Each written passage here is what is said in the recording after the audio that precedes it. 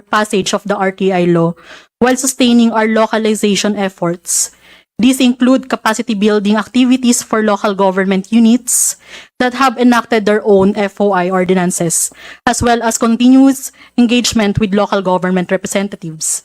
Despite these achievements, the absence of a statutory right to information law continues to constrain the full realization of the Filipinos' constitutional right to information. We commend the House Committee on Public Information for taking the significant first step in recognizing that the people's right to information is imperative in today's society. These 21 pending bills in the House of Representatives reflects the public's strong clamor for government transparency, accountability, and good governance. Accordingly, the PCO commend and I want to acknowledge the authors present today of the bills, Representative Rachel Del Mar, Representative Brian Poe, Representative Charis Ann Hernandez, Representative and Chair Lordan Suwan, and Representatives Antonio Tino and all other authors of the bill. Accordingly, the PCO fully supports all these pending bills in the House of Representatives and recommend to the committee House Bill number 6206 titled An Act Enabling the People's Constitutional Right of Access to Information as a working draft. This version jointly developed by the PCO, the Department of Budget and Management, and various stakeholders, is evidence-based, extensively benchmarked, and shaped by consultation with civil society, the academe, business groups, and private sectors, and legislators present as well today. It incorporates lessons from the 9 years of FOI implementation under Executive Order Number 2, Series of 2016, and provides a clear institutional, administrative, and operational mechanisms to ensure consistent nationwide implementation. We trust that the committee's steadfast support for the passage of the RTI bill will continue to inspire legislators, FOI advocates, and partners, and affirm our shared commitment to institutionalizing access to information as a fundamental right and a cornerstone of good governance. We will also submit, Mr. Chair, the PCO's comprehensive position paper respectfully submitted for the committee's consideration. Thank you so much. Thank you. Next, we would like to hear from our guests from the Department of Interior and Local Government.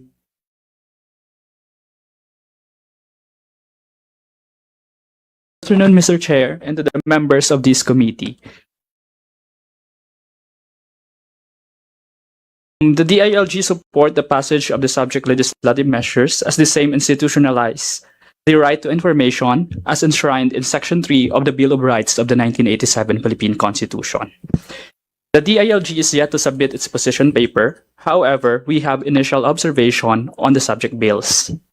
The LGUs, provinces, cities, municipalities, and barangays are covered by this proposed Right to Information Act. Hence, it will be implemented in the local level. Section 22 of House Bill number 6202, which refers to Right to Information Officer and Right to Information Decision Maker, provides that the designation of a plantilla personnel to be the Right to Information Officer and Right to Decision Maker as discretionary to LGUs. Under the CSC rules or the ORA, Section 13 provides, among others, that only permanent employees can be designated. There is also a requirement for the designation of a FOI focal person in the subject bill. Nevertheless, the DILG defer to the inputs of the CSC on the matter as to the designation. Moreover, mandating the creation of permanent position for ROI and RDM, the personal service limitations under Section 325 of the LGC of 1991 must be considered. The Local Government Code also provides for a position of information officers in LGUs. However, the same is optional for LGUs. The DILG issued a joint memorandum circular together with the Presidential Communications Operations Office and numbered Memorandum Circular number 2018-01 dated October 9, 2018, entitled Reiteration of Executive Order Number 2, Series of 2016, Operationalizing the People's Right to Information and the State Policies of Full Public Disclosure and Transparency in the Public Service. In this joint memorandum circular, LGUs were mandated to enact local and ordinances operationalizing the right to information. Lastly, we respectfully recommend that the leagues of local government units and the ULAP, the Union of Local Authorities of the Philippines, be consulted as these matters affect local governance in the local level. That's all po, Mr. Chair. Thank you. Thank you. Now we would like to hear from the Department of Justice.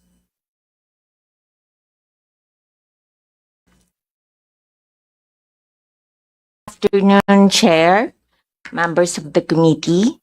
The DOJ has submitted our position paper last November 26, and we have incorporated therein the matters I have discussed in the committee.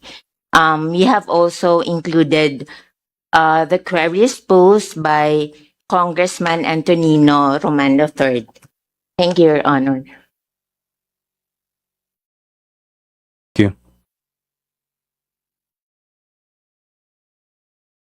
Have any representative from the Office of the Court Administrator of the Supreme Court?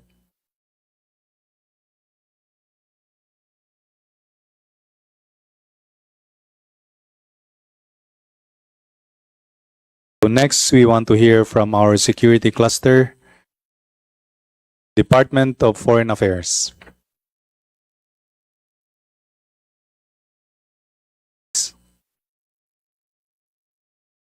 Is there any representative from the Department of Foreign Affairs?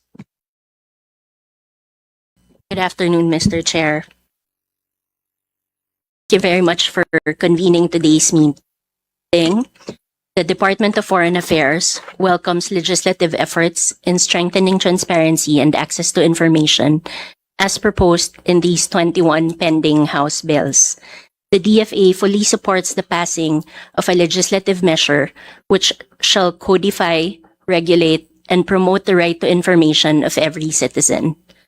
Mechanisms to safeguard against disinformation and misinformation, as well as the right to reply, further empower citizens to clarify information they receive and build trust. Provisions for the expansion of the coverage to include public service contractors and other private entities transacting with the government may also bolster accountability in governance. The provision on the creation of an independent right to information commission could help strengthen citizen participation and government accountability. However, the DFA also notes the need to carefully classify information that may be subject to the right to information, as they may affect the privacy of nationals and/or affect ongoing negotiations or diplomatic functions. As such, there must be a balance between need for transparency with the protection of confidential information by carefully evaluating exemptions to the proposed RTI bills. Mr. Chair, in our position paper to be submitted, we will discuss the confidentiality of information related to foreign affairs, assistance to OFWs, unpublished diplomatic correspondence during active negotiations, and foreign diplomats in accordance with the Vienna Convention on Diplomatic Relations and the Vienna Convention on Consular Relations. We shall also be discussing the reciprocity for foreign nationals. The DFA recommends the deletion of this provision, considering possible security implications and the difficulty in screening for requests made in good faith. Furthermore, many foreign governments may be averse to sharing their own FOI or RTI track records, which will make it difficult to ascertain the level of reciprocity that should be accorded to their nationals in the Philippines. A difficulty also arises when a foreigner holding dual nationality files an RTI request. This raises the question of which nationality will be used to assess the person's request. As of 2019, Mr. Chair, there are 20 countries that were reported to not allow foreigners access to right to information, including Indonesia, China, and Spain. The department will also recommend the inclusion on relevant provisions safeguarding against disinformation and misinformation, as well as the right to reply. Thank you very much, Mr. Chair.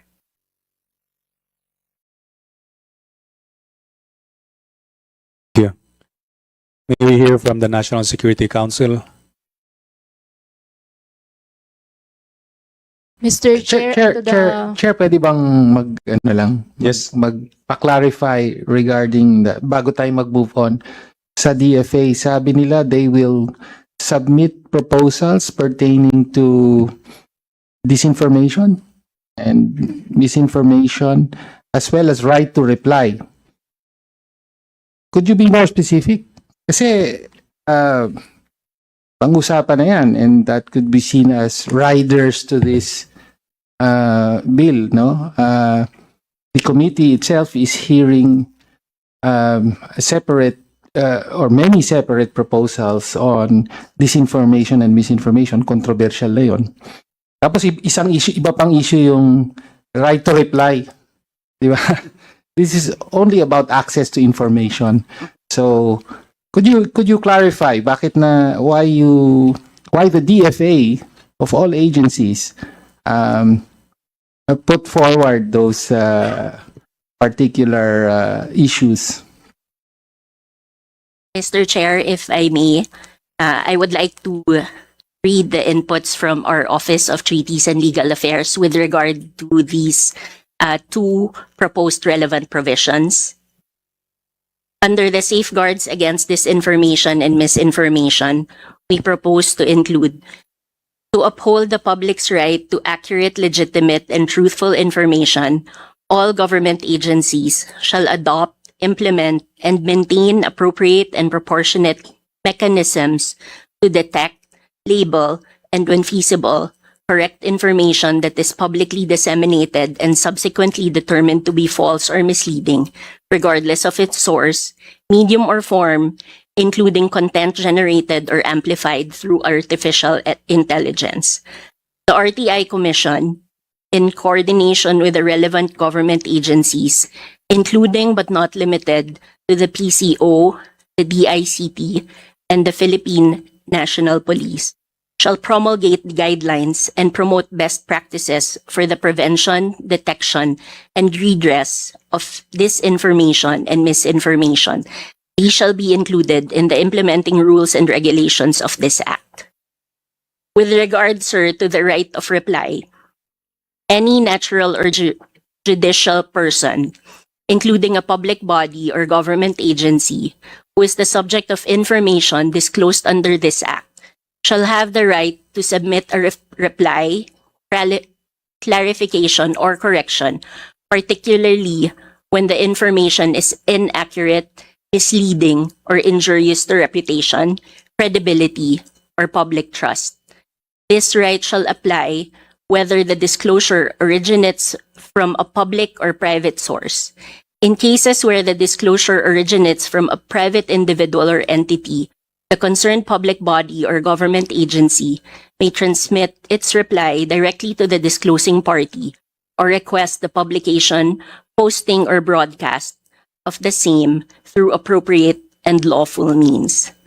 The reply, clarification, or correction shall, as far as practicable, be published or disseminated with substantially the same prominence, manner, and duration as the original disclosure, provided that nothing in this provision shall be construed to compel the suppression of lawful expression, provided further that the exercise of right of reply shall not preclude the aggrieved party from pursuing such other legal remedies as may be available under existing laws, rules, and regulations.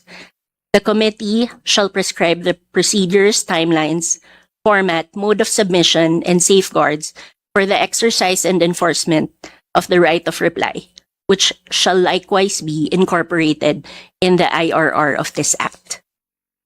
Well, thank you for reading that into the record. As I said, Mr. Chair, may mga concerns ako na hindi relevant yung mga proposals na yan to this particular discussion. But anyway, positional yan, committee naman na magdi-decide. Thank you, Mr. Chair. Thank you, Representative Tinio. We understand your concern that this might go over to another topic which we already have here in the very same committee, but we will take it into consideration.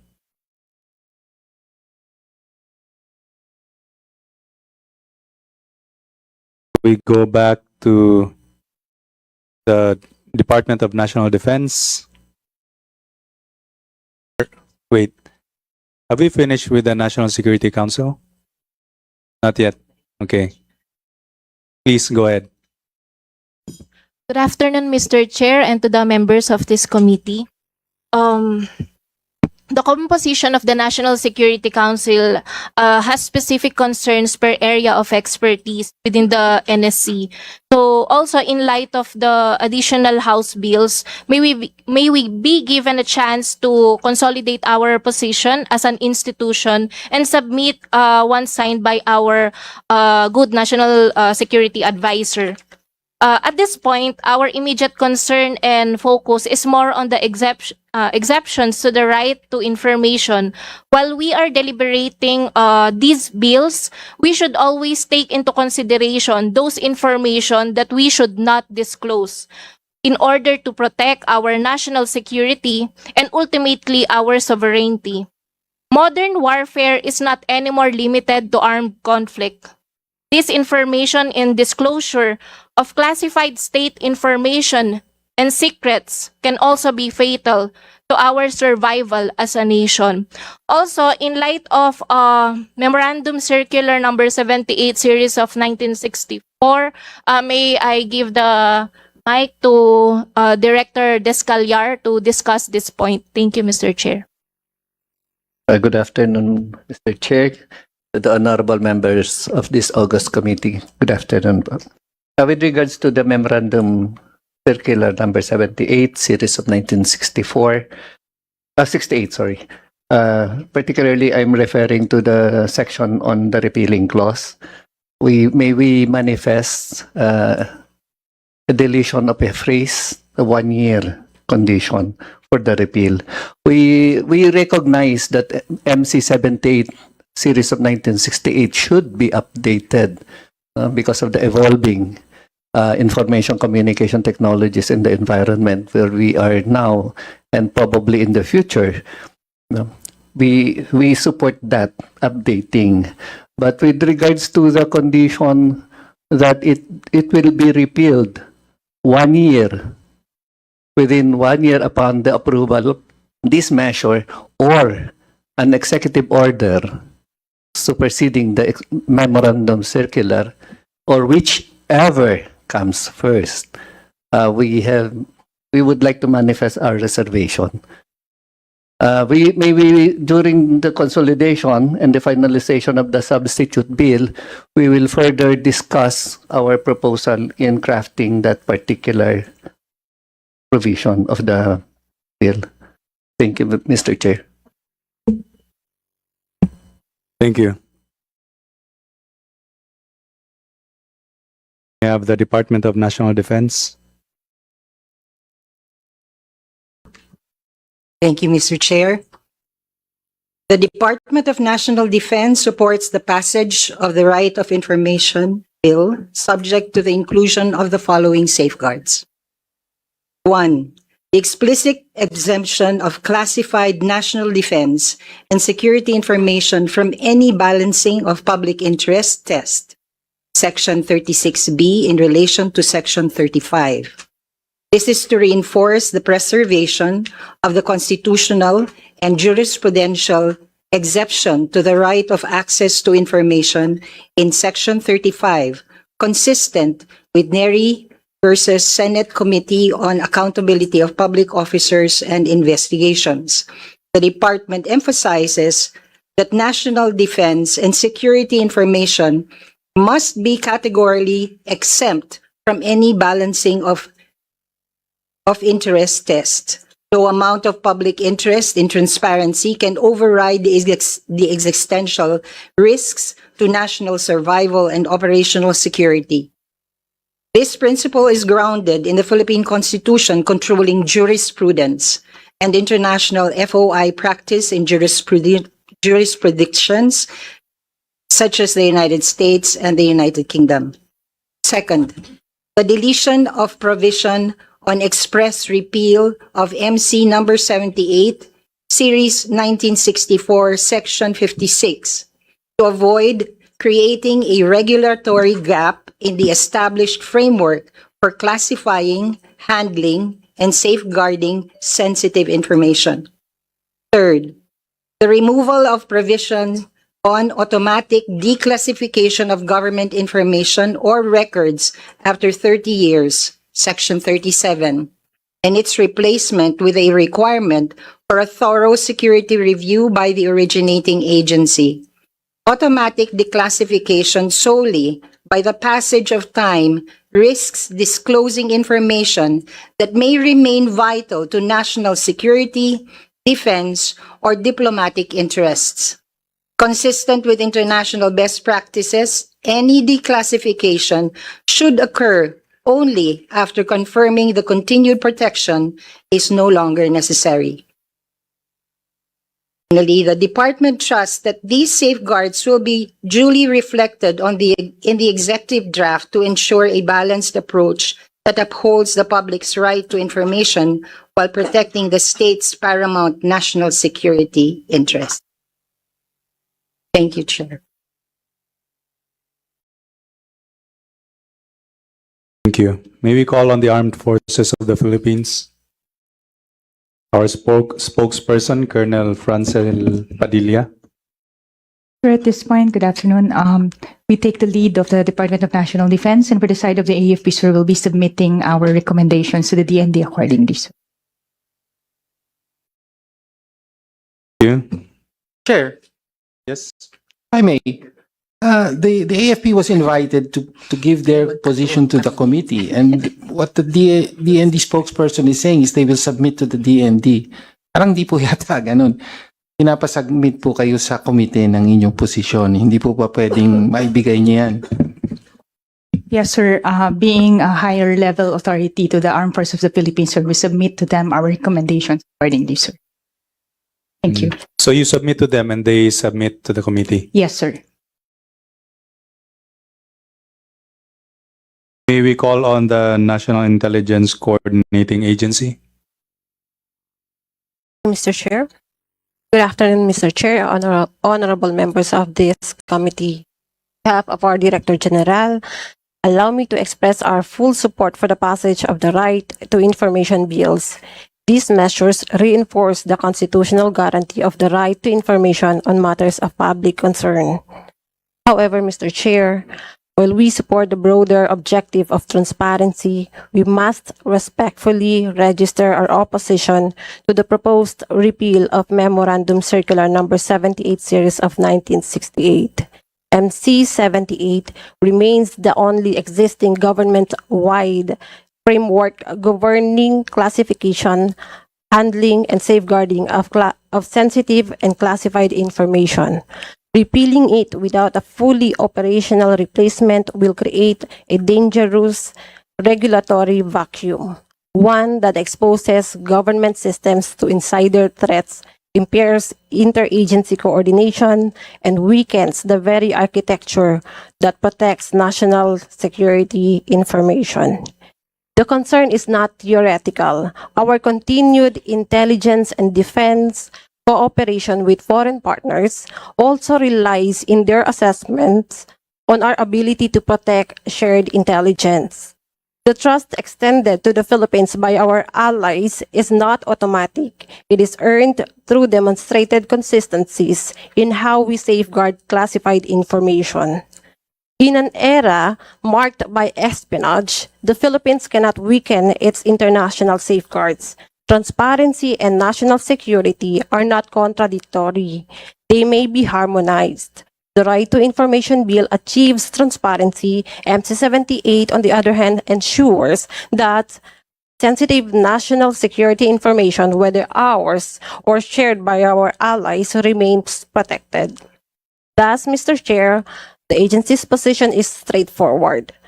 Support the Right to Information Bill but retain the MC78 until a modern, unified, and fully tested national security clearance and data classification framework is in place.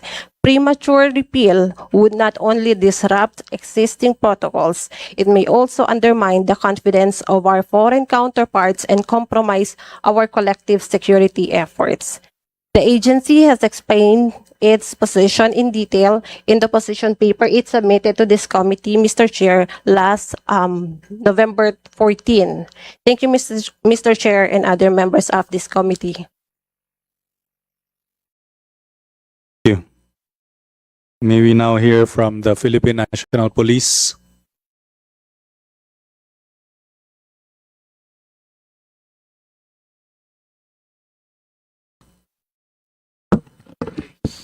The Honorable Chairperson and the members of this distinguished Committee on Public Information, esteemed colleagues and fellow public servants, isang magandang hapon sa atin lahat.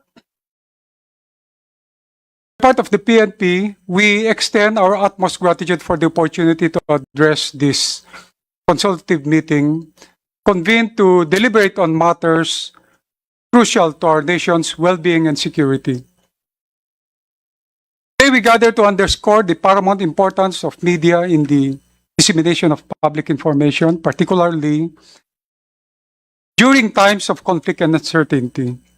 The role of media as truth tellers, as agents of transparency and accountability is indispensable.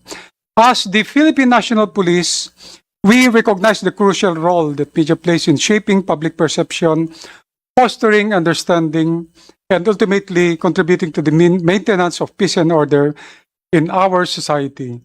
We are guided by a comprehensive implementation of the PNP's People's Freedom of Information Manual and the PNP's revised media relations policy that emphasizes transparency, accuracy, and fairness in our interactions with the public and the media.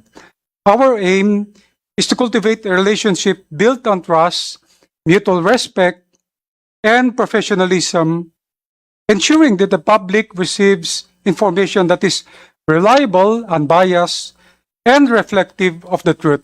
Furthermore, we are proud to report that the PNP has initiated the Joint Anti-Fake News Action Committee, this is just within the PNP, on April of 2025 that aims to coordinate and strengthen efforts to detect, investigate, and counter the spread of disinformation that threatens public trust, peace, and national security, which was replicated nationwide in our different police regional offices. In conclusion, we would like to emphasize the imperative of media in relaying accurate and timely information to the public, particularly on pressing issues such as global conflicts. As we face these challenging times, it is essential that we work hand in hand with the public, other government agencies, as well as the media to raise awareness, enable informed decision-making, and ultimately safeguard the interests of our nation and its citizens. Once again, we express our gratitude to the Committee on Public Information for providing this platform for dialogue and collaboration. And the Philippine National Police remains steadfast in our commitment to upholding the principles of democracy, preserving press freedom, and working in partnership with the media. Together, we can strive towards a society where the free flow of information serves as a catalyst for progress, understanding, and ultimately peace. Once again, thank you.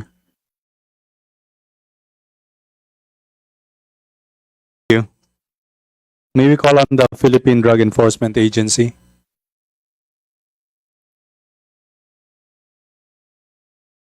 Chairman and members of the committee, magandang hapon po. The Philippine Drug Enforcement Agency respectfully conveys its support for the several House bills that are beforehand, and all of which seek to strengthen, institutionalize, and operationalize the people's constitutional right to freedom of information. IDEA notes with appreciation that the primary concerns of the agency have been recognized and addressed in several key provisions of the proposed measures. In particular, we underscore the need to ensure that intelligence, surveillance, and investigative data remain properly safeguarded from unwarranted public disclosure.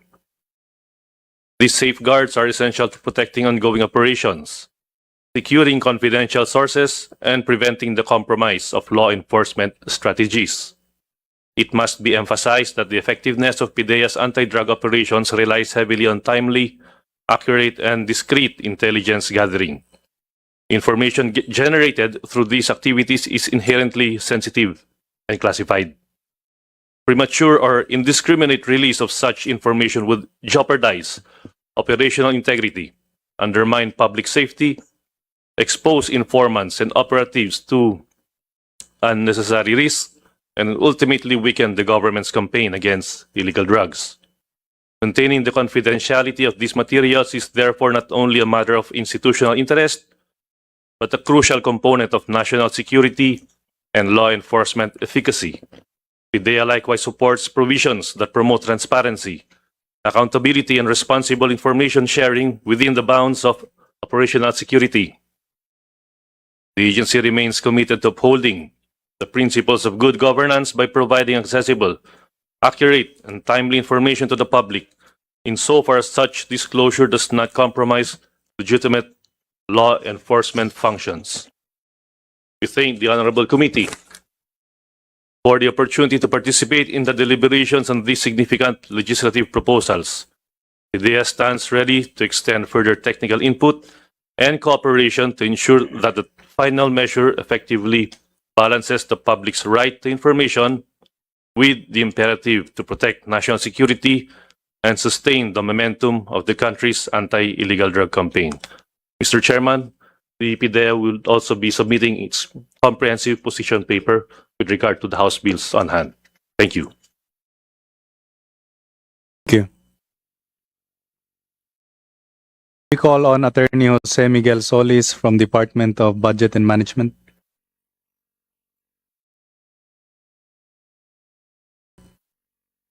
Good afternoon, Your Honorable Chairperson and the members of this esteemed committee. On behalf of the Philippine Open Government Partnership Chairperson and Acting Secretary of the DBM, Rolando U. Toledo, we would like to express our sincere gratitude for your invitation to today's hearing. The Philippines has been a proud founding member of the Open Government Partnership since 2011, and the OGP is a global initiative that brings together reformers from government and civil society to make governance more open, inclusive, and responsive. Through Executive Order number 31 of our President, the Philippine Open Government Partnership was institutionalized as a platform for joint reform initiatives to ensure that efforts are sustained and co-created with the people. At the core of our advocacy is the recognition that access to information is a cornerstone of open governance. Since its inception, the Philippine Open Government Partnership has consistently championed the institutionalization of the people's constitutional right to information as part of our policy reform agenda. In fact, the Department of Budget Management, through the PHOGP, is actively advocating for the passage of this right to information bill as a long-standing reform priority. We have also reframed this measure from freedom of information to right to information to emphasize that access to information must be upheld not only as a policy but as a guaranteed right for every Filipino according to our Constitution. We likewise acknowledge the undertaking of our Honorable Chairperson, Representative Lordan Suwan, in filing the Right to Information Bill in this 20th Congress, which incorporates key provisions that the DBM and the FOI-PMO of the PCO have been advocating. This initiative reflects a strong commitment to transparency and complements the continuing push to institutionalize this right through legislation. We believe that ensuring this right will empower citizens to engage more meaningfully in governance, strengthen public institutions, and help build a more trusting relationship between the people and its government. With this, we commend and support the efforts of this honorable committee in advancing this measure. We look forward to working with you and to all other stakeholders in fulfilling this constitutional right and making open governance a lasting reality for all Filipinos. Thank you for the opportunity, Honorable Chairperson. Thank you, Attorney Solis. Now, from our agencies related to business and economic sectors, may we invite the representative from the Department of Economic Planning and Development in the Philippines. Good afternoon, Mr. Chair and the members of the House. The Department of Economy, Planning and Development, formerly the NEDA, supports the passage of the FOI bills to mandate public access to official government information towards enhancing transparency, citizen participation, and accountability in all levels of government. The FOI is part of the priority legislative agenda of Chapter 14, Practice Good Governance and Improve Bureaucratic Efficiency of the Philippine Development Plan 2023 to 2028 Midterm Update. We also support the use of the term right to information instead of freedom of information to emphasize that access to information is a fundamental human right recognized under international and domestic laws. The framing underscores the government's duty to proactively disclose information held by public authorities and empower citizens to meaningfully participate in nation building. Accordingly, we recommend that the harmonized House bills also adopt the term right to information for consistency and clarity. While we advocate for transparency and right to information, we also urge the drafters to integrate appropriate security measures in handling classified documents to prevent potential misuse or unauthorized redistribution of sensitive information by individuals who gain access to restricted materials. The DepDev, Your Honors, will submit its official position paper in due time. Thank you. Thank you. May we hear from the Anti-Red Tape Authority? Good afternoon, Honorable Chair, committee members, colleagues, and guests. We have already submitted our detailed position papers last November 11. However, I would like to make some notable points regarding those position papers. In accordance with RA 11032, the Anti-Red Tape Authority is responsible for implementing and overseeing the national policy on anti-red tape and ease of doing business. ARTA is empowered to promote integrity, accountability, and transparency in the government by establishing effective practices aimed at efficient turnaround government services and prevention of graft and corruption among public officials and employees. In line with this, ARTA supports the initiative to strengthen the right to information. Right to information requests to be treated as government service. ARTA hereby proposes to align the House bills by streamlining and re-engineering the government processes related thereto.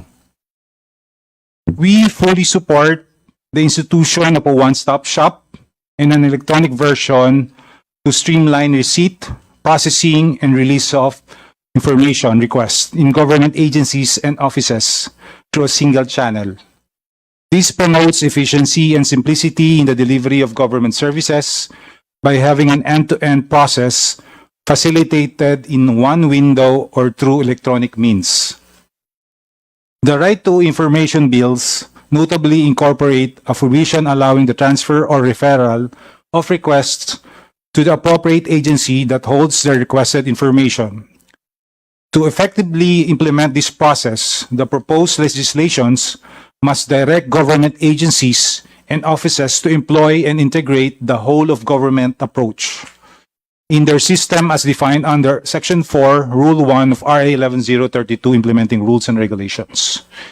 The inclusion of the whole of government approach in the proposed legislations underscore the commitment of the government to a more unified and efficient government service delivery. That's all, Your Honor. Thank you. May we hear from the Bureau of Internal Revenue?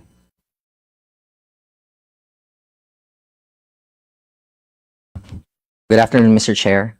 We at the BIR support the bill's intention to enhance transparency and promote greater access to information in government. However, this policy goal should not be construed to diminish the long-standing prohibition on the unauthorized divulgence of taxpayer information. Section 270 of the Tax Code protects sensitive business, financial, and proprietary data, the disclosure of which could expose taxpayers to competitive harm, privacy risks, and other undue consequences. Moreover, our current legal framework already provides sufficient and carefully defined avenues for access when truly warranted, such as when there is taxpayers' consent, through court processes, duly issued summons or disclosures made during congressional inquiries conducted in executive session. These established exceptions strike a balance between transparency and the protection of taxpayer rights. We therefore push that any new freedom of information measure must respect these statutory limits and ensure the taxpayer confidentiality and remains fully preserved. Thank you, Mr. Chair. Thank you. Can we hear from the Governance Commission for GOCCs?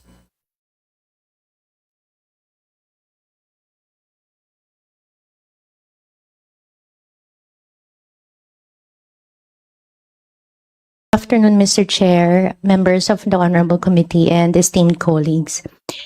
The Governance Commission appears before this Honorable Committee to express our unequivocal support for the proposed measures seeking to uphold and strengthen the constitutional right of the Filipino people to access information. We note that transparency is an integral part of corporate governance. That is why under Republic Act number 10149, we have a provision therein under Section 25, which requires the GOCCs to maintain a website and post therein certain key information for unrestricted public access in order to give the people the information that they need on certain matters. That is why the Governance Commission is of the view that these proposed measures or an enacted bill on the freedom of information or right to information will supplement the mandatory disclosure under Republic Act number 10149. The governance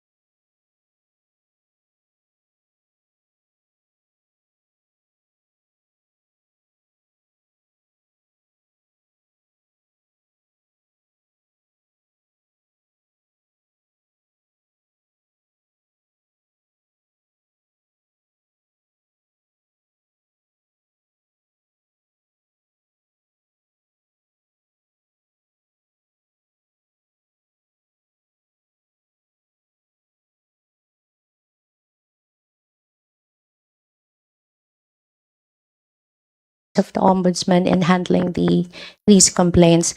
Also, in other bills, an FOI commission is being proposed to be created. So this is an independent specialized body with quasi-judicial powers to resolve disputes quickly. The Governance Commission recognizes the strong merits of both. And it is the humble submission of the Governance Commission that whichever design is adopted, the law must ensure a clear and expedient appeal process.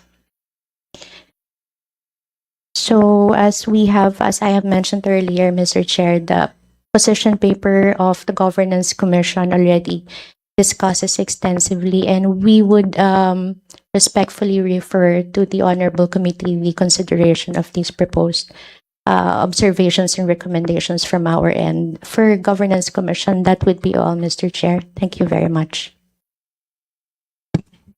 Thank you. So related to this, we have the Makati Business Club. And we would like to thank you for your position paper. May I ask your general comments on the measures and also on the proposal of broadening the coverage of this bill to include private individuals or entities engaged in transactions with government agencies? Thank you. I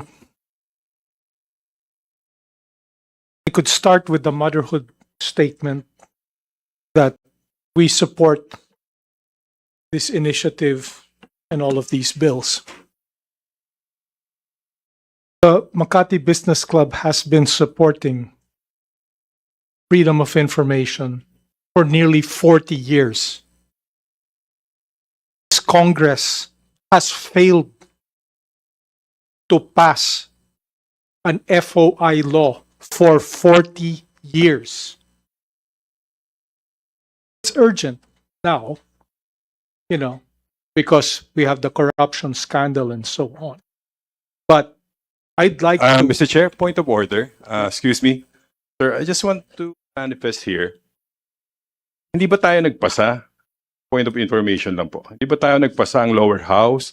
Because Mr. Ongpin was telling us here in the House of Representatives, hindi tayo nagpasa ng bill, FOI. That this maybe what he meant Sa was lower that house, hindi tayo nagpasa? Congress has failed Okay. to pass a law, but not precisely this Congress, Okay. because this, sir, is the 20th Congress. So we have not yet passed through the period wherein we have failed to pass, because that 20th Congress is not over yet.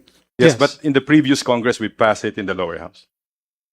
If I may, Sir, enlighten. I mean, by Congress, I mean the upper and lower house together. That's Thank you. Generic. Thank you for the Yeah. clarification, Mr. Chair. Salamat po. Chair, as a point of information, I was the chairman of this committee in the 18th Congress for a time, and the furthest that the FOI proposals got was a committee report.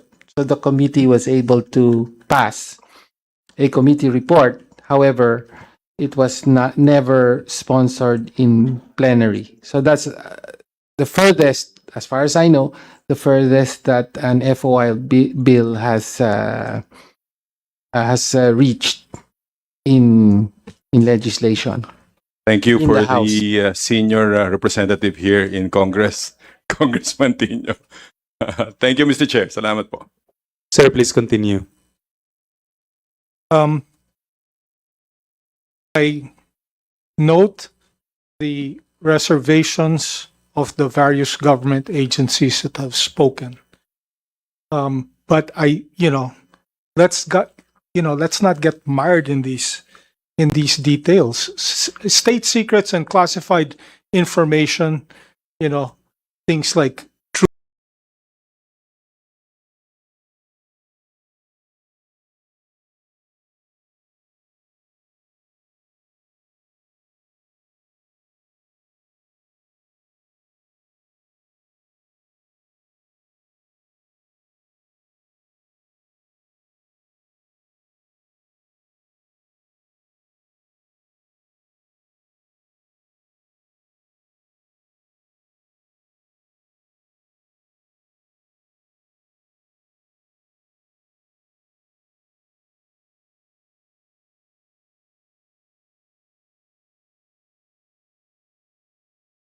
law that you cannot implement is pointless. You need to think about the implementation. You need to think about the budgetary implications. This kind of law will change the way of Philippine governance fundamentally. All right? Because right now, the tendency of any government bureaucracy is to withhold information. Now, as I said, it's gonna cost money and time to implement this. And I hope that the authors of the respective bills will see that and maybe put it in the budget for one thing. It's not there now. That's all. Thank you. Mr. Chair, I would just like to inform the body and the resource speaker that you cannot put a budget right now if there's no enabling law. We need the approval of the Appropriations Committee. So ang maganda po dito, magtulong-tulong po tayo. Huwag po tayong bibitaw dito. I am a first-termer congressman and I want this bill to be passed because of the prevailing conditions in our country right now. So, but we have to really, kailangan po ng proseso sa batas. At alam ko pong naiinip na kayong lahat, pero dapat sundin po natin ito. At with your support and with your help, I think we will be successful in passing this bill. Thank you, Mr. Chair. Sir, for the Executive Director of the Makati Business Club, may we ask your opinion on the proposed provision wherein we will include in the right to information those private individuals who will have transactions, individuals or entities who will engage in transactions with the government. Do you have any opinions on that?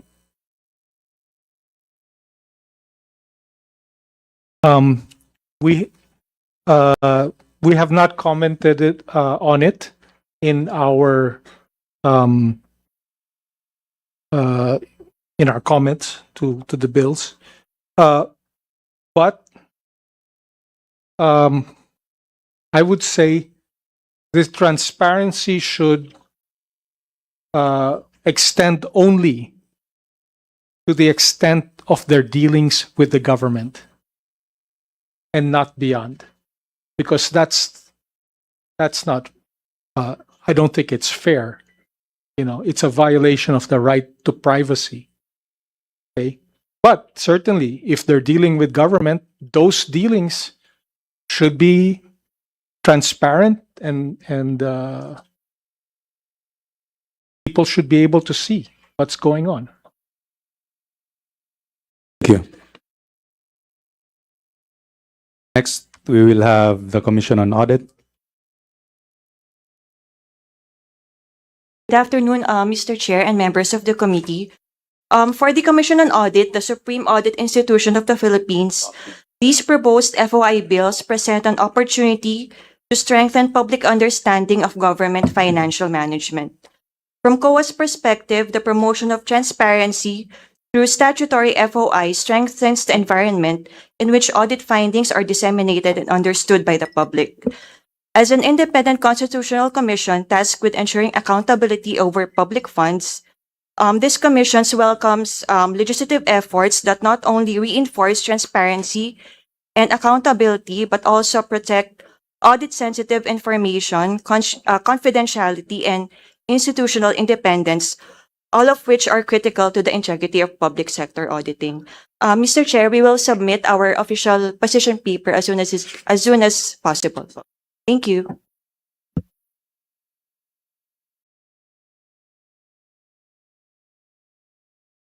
Thank you. Next, may we have the representative from the Department of Public Works and Highways. Good afternoon, Mr. Chair, and good afternoon to the honorable members of the committee. please be informed, Your Honors, that the department had already submitted its position paper last November 28, and we fully support the enactment of a consolidated version of the bills, Your Honors. Thank you po.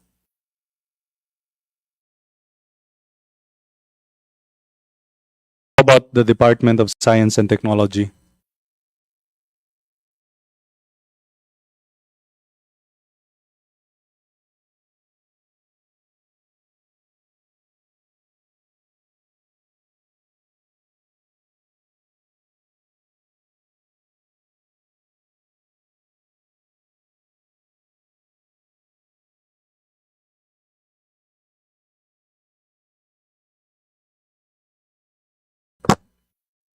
Good afternoon, Mr. Chair, and to the esteemed members of the committee. I'm from the Department of Science and Technology.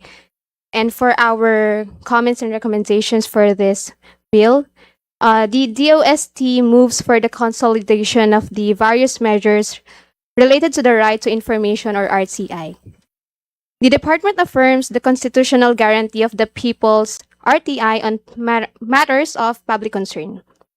The proposed measures collectively strengthen transparency, accountability, and citizen empowerment across all branches of government, and also the provisions requiring proactive disclosure and digital access through portals and open data platforms are consistent with the department's advocacy for modernization and digital inclusion. However, exemptions must be clearly defined to protect sensitive information, including national security and defense-related scientific research, proprietary and intellectual property rights in science, technology, and innovation projects, confidential peer review and deliberative processes, and personal data in accordance with the Republic Act number 10173 or the Data Privacy Act of 2012. Administrative feasibility must also be ensured through reasonable timelines, standardized request procedures, and cost recovery mechanisms to avoid undue burden on agencies. Harmonization with existing issuances such as Executive Order Number 2, Series of 2016 on Freedom of Information is likewise recommended. Thank you, Mr. Chair. Thank you. May we hear from the Technical Education and Skills Development Authority? SDA.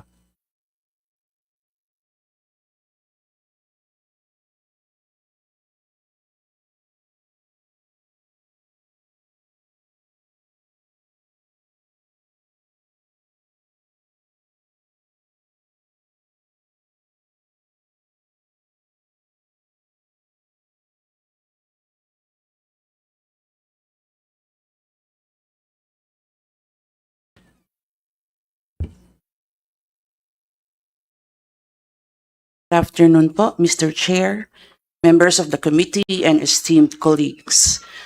I rise to express TESDA's full support for the proposed measures on the people's right to information. These bills strengthen transparency, accountability, and integrity, values that lie at the heart of good governance. TESDA is ready to integrate freedom of information, media and information literacy, and good governance into technical vocational education and training curricula, as mandated in House Bills 634, 3643, 4609, and 6206. We will work closely with DepEd and SHED to harmonize standards and cultivate a culture of openness and integrity among learners and workers. We recommend consolidating these measures into one substitute bill for uniformity, and we affirm our steadfast commitment to promoting transparency and accountability through quality technical education and skills development. The position paper in detail was submitted to the committee on December 9, 2025. Maraming salamat po. Chair, may I ask if the National Privacy Commission is here? If there is a resource person, and may we hear their position? note ko lang, Mr. Chair, na napansin ko parang may trend recently, no, na even though the Data Privacy Act was passed in 2012, pero napapansin ko po na maraming mga requests for information using the existing executive order, for example. Many are denied by agencies themselves invoking the Data Privacy Act. No, sometimes validly, but often just lazily. No, parang yun yung convenient na, well, data privacy yan, hindi pwede. So, of course, isa sa mga kailangang harapin talaga ng committee na ito, yung pagbalanse doon sa right to information with protection of data privacy. So, kaya importante po marinig natin ang posisyon ng NPC dito. So may we hear from Attorney Lee and Santos Xavier? Good afternoon, Honorable Chairperson and distinguished members of the committee. So, to start, let me first make our opening statement that the National Privacy Commission is pleased to express its support for the proposed measures on the right to information. We welcome this initiative as a positive step toward empowering citizens, promoting transparency, and strengthening trust in our democratic institutions. So as the country's data protection authority, we actually view the right to information and data protection as complementary safeguards of the people's fundamental rights. So the right to information enables accountability and public participation, while data protection ensures that such access is exercised responsibly and with respect for personal privacy. So together, they create a balanced environment where transparency thrives and individuals' rights are upheld. So as we have yet to submit our position paper, so NPC ensures that it will be proactive in ensuring that data protection is aligned with objectives of the right to information framework that promotes openness and empowers citizens and upholds fundamental rights. So to answer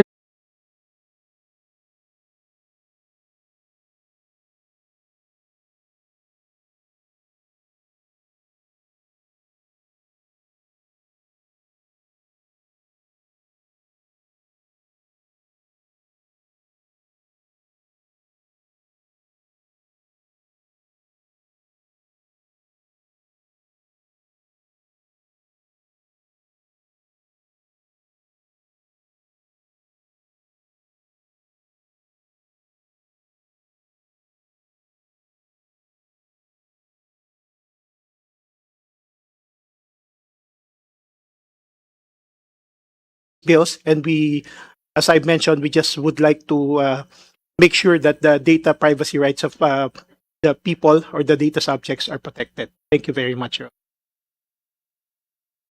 Thank you. And lastly, from the government, may we hear from the Department of Information and Communications Technology? Good afternoon, Honorable Chairman and distinguished members of the committee. The Department of Information and Communications Technology expresses its strong support for the passage of a law seeking to institutionalize the right to information. Given the number of bills filed, the DICT recommends the consolidation of these measures into a single omnibus House bill.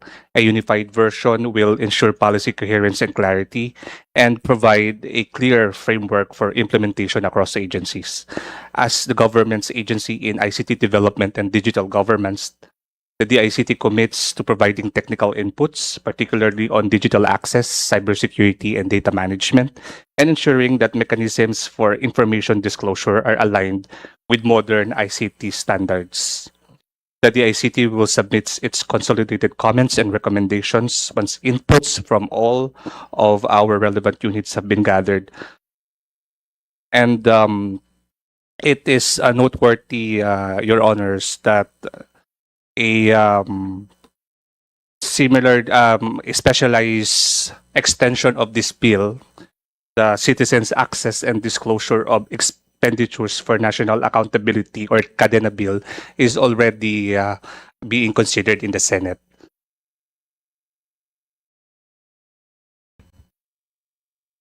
Thank you.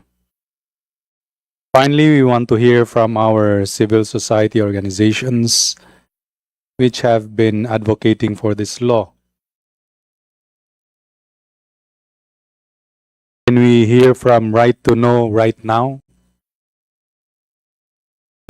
Good afternoon, Chairman Swan and distinguished members of the committee. Thank you very much for the opportunity to appear on behalf of the Right to Know Right Now coalition, a broad coalition of over 200 individuals and organizations that has been relentlessly pushing for the passage of a Philippine RTI for decades. The fact that the committee will deliberate on 19 or 21 or 22 bills filed in the 20th Congress tells us something essential about this moment. Transparency is no longer a partisan aspiration. It is a national necessity. When several authors converge on the same constitutional imperative, the message is unmistakable. We are long overdue for an FOI law that finally operationalizes the people's right to know. We come to this hearing in a time when institutional guardrails across the entire budget cycle have weakened: preparation, authorization, execution, accountability. As we noted in our submission to the committee handed, I think, over a month ago, when internal controls dim, the people's right to information becomes the last functioning circuit breaker against unchecked power. FOI is not a ceremonial gesture. It is the public's emergency brake. And because this moment demands clarity, not hedging, allow me to state at the outset the non-negotiables of the R2KRN coalition, honed by decades of jurisprudence, advocacy, and on-the-ground transparency work. First, a narrow, exclusive, harm-based list of exceptions. No vague catch-alls. No open-ended agency discretion. If exceptions expand, rights evaporate. Secrecy must be justified and never presumed. This is not a policy preference. It is in fact a constitutional command. Second, a robust, mandatory, proactive disclosure of all transactions involving public interest. A right that demands entirely on requests is a right designed to fail. If a citizen must beg for every document, that is not a right, it is a favor. A modern FOI law publishes contracts, procurement data, budgets, SALNs, and infrastructure information before anyone even asks, and in open, machine-readable formats. Transparency delayed is transparency denied. Third, the creation of an independent Freedom of Information Commission, or FOIC. Without an enforcement body, an FOI law becomes symbolic. Admired, yes, but unenforceable. The FOIC gives life to the right, oversight, uniformity, and real remedies for real people. And as we said in our draft bill, a copy of which we also submitted to the committee, rights without remedies are decorations, and the FOIC ensures they are obligations. Fourth, proper constitutional harmonization with the Data Privacy Act. The misuse of data privacy has become the single most convenient escape hatch for denying legitimate access. Privacy protects the private life. FOI protects the public life. The law must say clearly that public officials, public funds, and public power carry a reduced expectation of privacy because the Constitution demands accountability and not opacity. Fifth, mandatory proactive disclosure of SALNs for top officials. The Constitution requires it. Accountability is not harassment. Corruption is. A credible FOI bill cannot tiptoe around SALNs. It must affirm the public's right to evaluate whether those who wield power live within their means and in accordance with law. These non-negotiables are not abstractions. They rest on the text of the Constitution, decades of jurisprudence, the failures of past transparency mechanisms, and the lived experience of thousands of FOI requests processed daily, delayed, or denied across multiple administrations. They are also fully embedded in the coalition's proposed FOI and Disclosure Act, which we submitted to the committee. But beyond the technicalities of exceptions and commissions lies a more fundamental question, one that only this Congress can answer. What kind of a republic do we want to build? A republic confident enough to be seen, or a republic still afraid of its own people? Because transparency is not a threat, opacity is. Transparency is not a burden. Corruption is the burden. Transparency is not an inconvenience. It is the first, clearest, and most democratic form of accountability. Today, as you evaluate and reform these bills, I encourage and urge this committee to craft not just an FOI law, but a strong one worthy of the constitutional promise made in 1987 and worthy of the Filipino public who have waited nearly 40 years for its fulfillment. So I submit, let us not pass a law that comforts opacity and disappoints the public. Let us pass a law that honors the Constitution. If Congress enacts a strong FOI law anchored on these principles, you will not simply comply with a constitutional directive. You will restore confidence in public institutions, elevate the standards of governance, and give citizens the transparency they have been owed for nearly 4 decades. As I said earlier, and I believe it remains the central truth of this moment, transparency is not a threat, opacity is. Transparency is not a burden, corruption is. Transparency is not an inconvenience, democracy is its first beneficiary. The country po is watching, and more importantly, the country is ready. May Congress now meet the readiness with courage, clarity, and conviction. Maraming salamat po. Very good. Thank you. May we hear from Youth Alliance for FOI in the Philippines? Good afternoon, Mr. Chair, and to the honorable members of the committee. On behalf of the Youth Alliance for Freedom of Information, we welcome the long-awaited progress on the proposed Freedom of Information, a Right to Information Act, a measure that has remained pending for more than 3 decades. With its inclusion in the LEDAC priority list for the 20th Congress, we express our strong hope that this law will finally be enacted, and we thank the Committee on Public Information for initiating discussions on the bill. The Youth Alliance has respectfully submitted our position paper to the committee, but we would just like to point out 3 key comments based on the discussions earlier. First is on verification of requester's identity. We recommend removing the mandatory identity verification requirement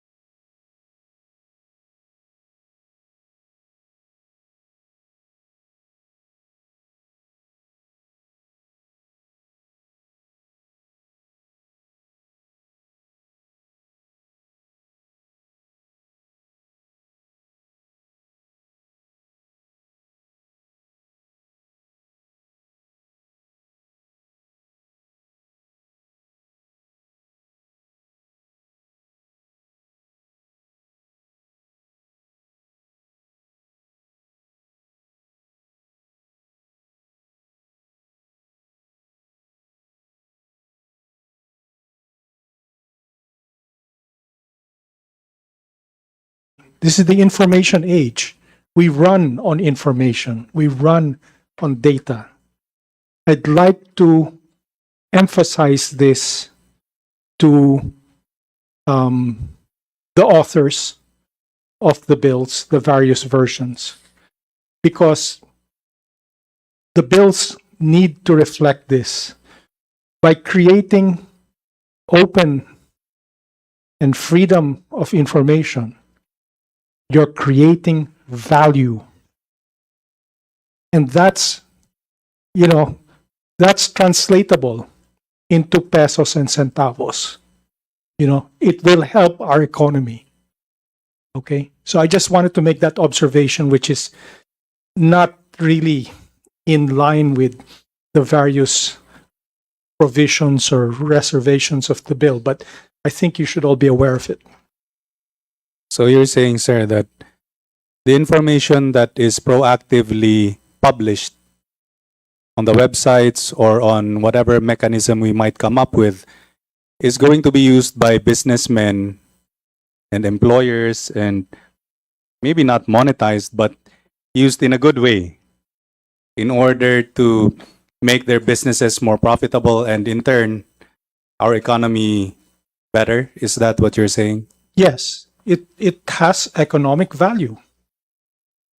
Thank you for that. That is a very, very, very good insight for us to know, since I guess not all of us are businessmen. So thank you. Anything else? Ma'am? Sir, I was just reviewing our notes. I think aside from the time of Kong Ton, she's during the committee, one of the furthest that we went was, I think, in the 14th Congress. Sometime in January 2010, the bicameral report was actually approved, and then it was supposed to be ratified in the House, but quorum was a problem. So we're hoping that this time around, we push this bill to its completion, but ensure that warm bodies are actually present from among your peers po. Yun po that's how the bill died eventually after BICAM in 2010, 14th Congress po. Thank you. Any Solis? Honor, I was just reminded after Mr. Apaong Pin spoke about his previous comment, just on the observation on House Bills 530 and 4183, which earmarks a certain amount for the implementation of the bill. But we'll forward this comment also in our position paper, Your Honor. But perhaps we'd like to manifest it here now that generally the economic managers, we discourage earmarking of funds in laws, and it has always been the comment in proposed measures not to earmark, and the proposal of the economic managers is for appropriations in implementation of bills be subject to the usual budgeting process, because we'd like to maximize our resources, and the earmarking provisions that allow for earmarking frustrates that practice. That's all, Your Honor. Duly noted. I would like, yes? Thank you for the recognition, sir.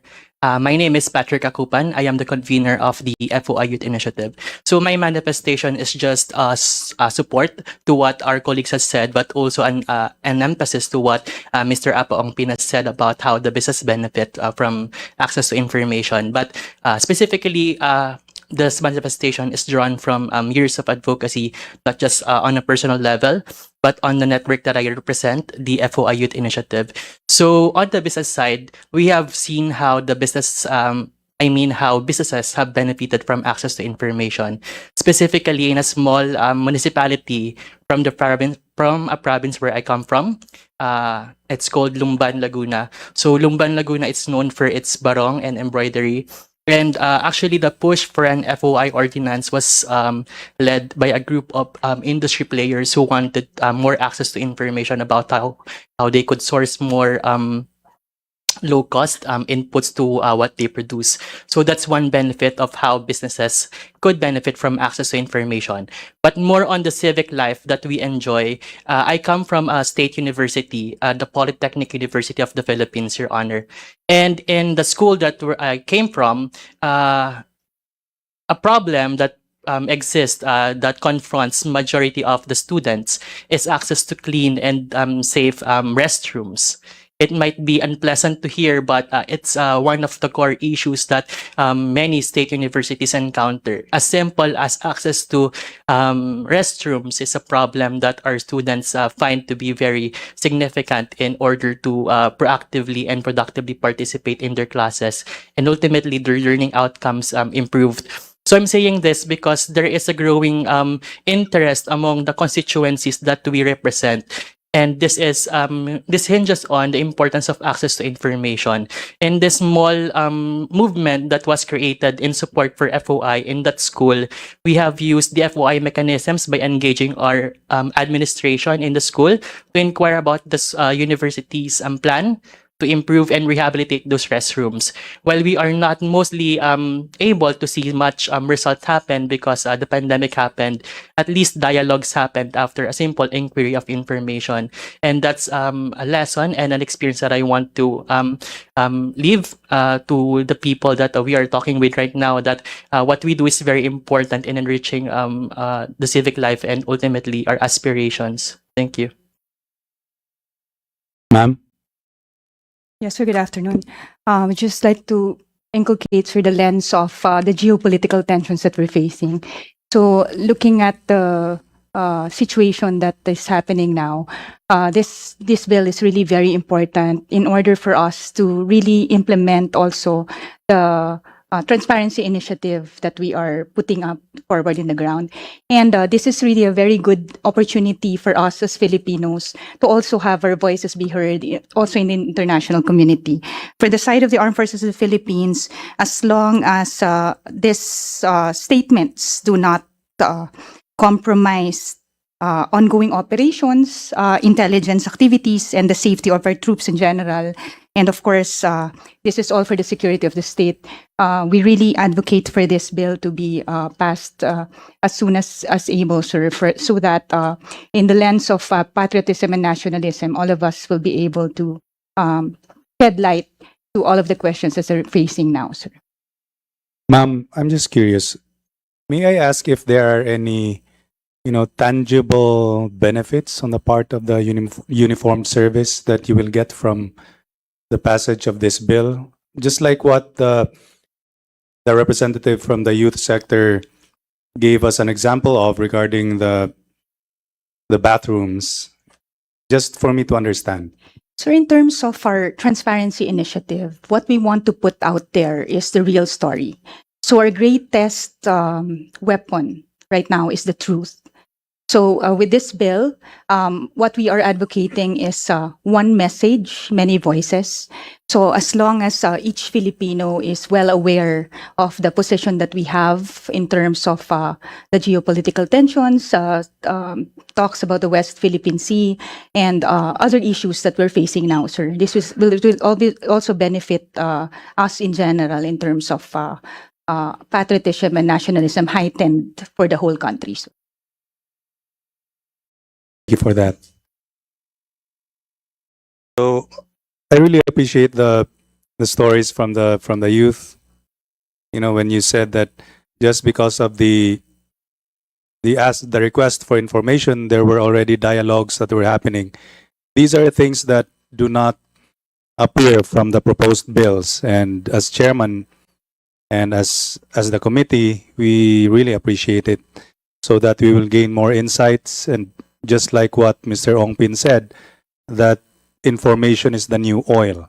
We never had any idea that such a thing was actually important. So this committee appreciates all your inputs, and I really wish that you could also join our technical working groups, because I know that this bill is going to be very challenging.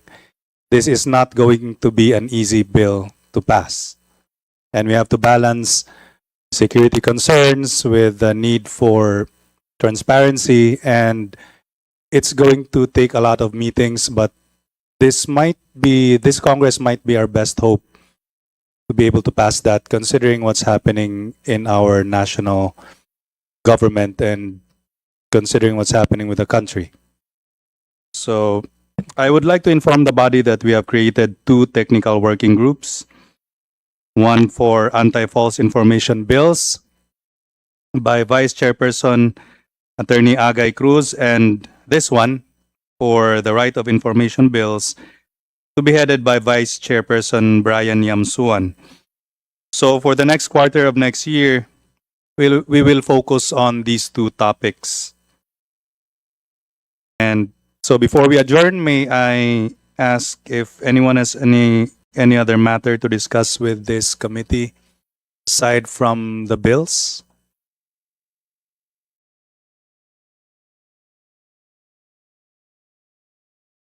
Mr. Chair, there are no other So this is our last committee meeting for the year.